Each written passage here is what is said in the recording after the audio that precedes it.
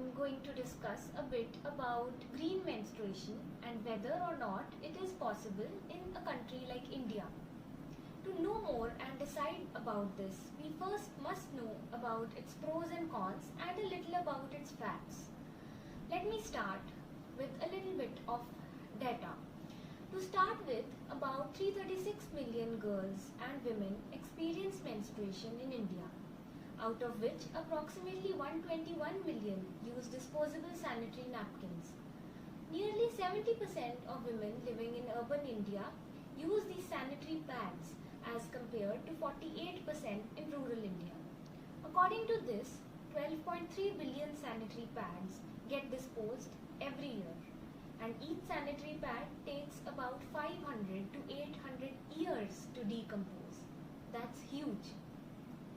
And since it is plastic, it is non-biodegradable. The rules say that sanitary waste should be kept in dry bins, and a lot of awareness is needed on the proper disposal of such pads. Nothing of this sort has happened on ground.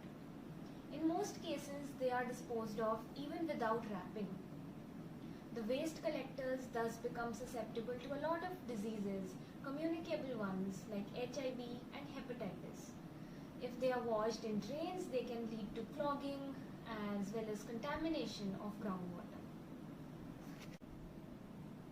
However, alternatives to sanitary pads are not highlighted much. Considering the affordability and the environmental impact, cloth is an effective option. Women in the past have been using cloth pads, and it is gaining momentum again.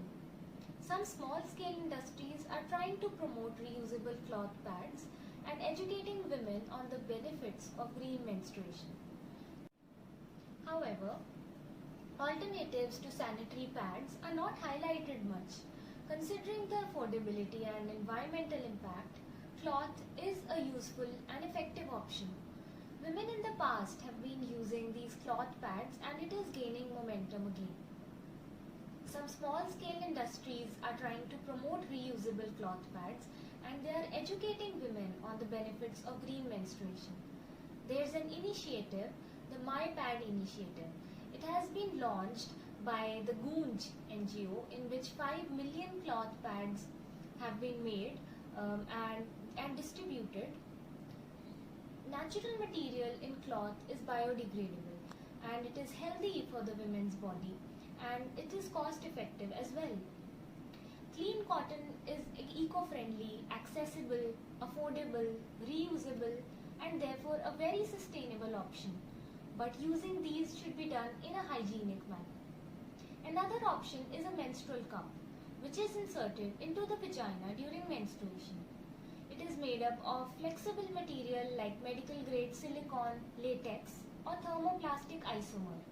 It is shaped like a bell with a stem.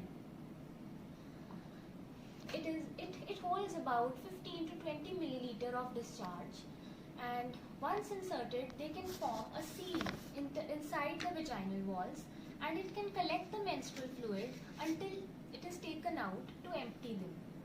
They can be washed and reused again multiple times.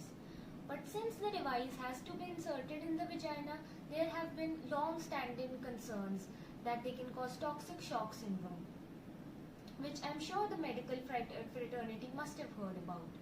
The researchers have found, however, in the study sample, there were only 5 cases of TSS, which is a potentially fatal condition.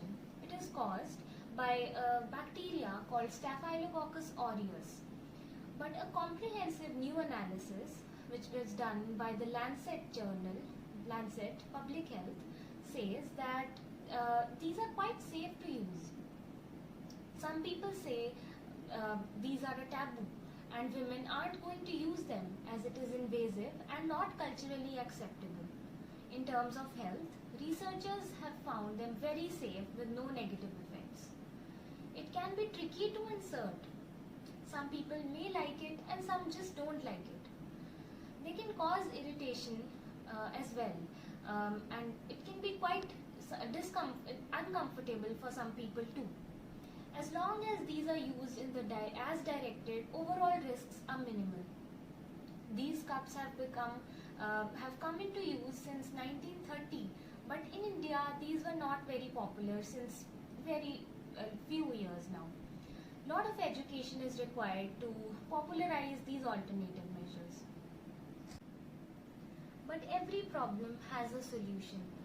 Low-cost incinerators have been made to dispose of the sanitary pads. These are made in small earthen pots filled with dried leaves. All females of the family can throw them in all these used pads, and once full, the waste is soaked with some oil and it is burnt. The resultant ashes can be easily disposed of. By taking these small steps towards a healthier and greener India, the problem of these growing mounds of menstrual waste can be easily tackled. But this solution is not viable on a large scale because of air pollution. It can be caused by the burning of ash, and it can contaminate water and soil. So to save India, a lot of research and a lot of studies are required for green menstruation. Environment-friendly alternatives like cloth sanitary pads and menstrual cups have to be popularized. This is a need now. The need of the hour is education, awareness and availability of these eco-friendly options. Once that is taken care of, it will be easy to make a green switch. It may take a long time to tackle the effects of this huge problem. In some countries like the UK, sanitary waste management is governed by legislation. They help in providing clean and safe feminine hygiene bins at all places, and they are cleaned regularly, helping to prevent the damage to the sewage system. But in India, this is a complex problem.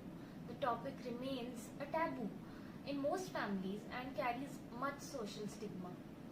This adds to its complexity and makes it difficult to find an effective solution. India's discomfort with discussing menstruation openly dictates how to deal with this problem. Women here feel ashamed and uncomfortable discussing about this problem. Unless and until they come out in the open with an open discussion on this topic, how can anyone find a solution? I remember a story which I read on the internet showing how the mothers are feeling ashamed about discussing this topic with their growing daughters. It was an experience of a young girl. She says that her mother never told her anything about any feminine hygiene products. They were referred to in code words. When she was about 12 years old, she started her menstruation in a high school bathroom. She stuffed inside with toilet paper. When she went home, she went to the bathroom again and she grabbed whatever she could find and never told her mother. The mother came to know a few months after, when her stock of sanitary pads started decreasing. This is not a very uncommon story in India. Now Hindi films like Padman are trying to bring this topic out into the open. Maybe more such efforts are required. A startup company from India focuses on addressing the challenge of managing menstrual waste and finding greener alternatives to incineration, which is the most common practice in most countries. Their technology, called Sanico, that is Sanitary Napkin Disposal and Recycling Unit, registered under the name WIPO Green Database, offers a safe and ecological method of sanitary waste disposal, which helps to mitigate the harmful environmental impacts. This technology was designed by a young female mechanical engineer and an industrial designer whose name is Sarika Kulkarni. She was inspired to find a solution to this environmental challenge, which is still a social and a cultural taboo in India because it creates significant challenges for women. They use eco-friendly recycling system that uses the 5 Ds, that is disinfection, decolorization, deodorization, deactivation and disintegration. This chemomechanical process disposes of the pad in 30 seconds. This process is odorless, colorless as well as smokeless. This device can be installed easily in washrooms. As per the UGC's orders, this device is becoming compulsory in all places where women are working or studying. There is a lot more to be done, however. Let us innovate for a green future and a green menstruation each and every day. Although this might be a bit difficult, but let's just try and make India a more green place to live in. Thank you.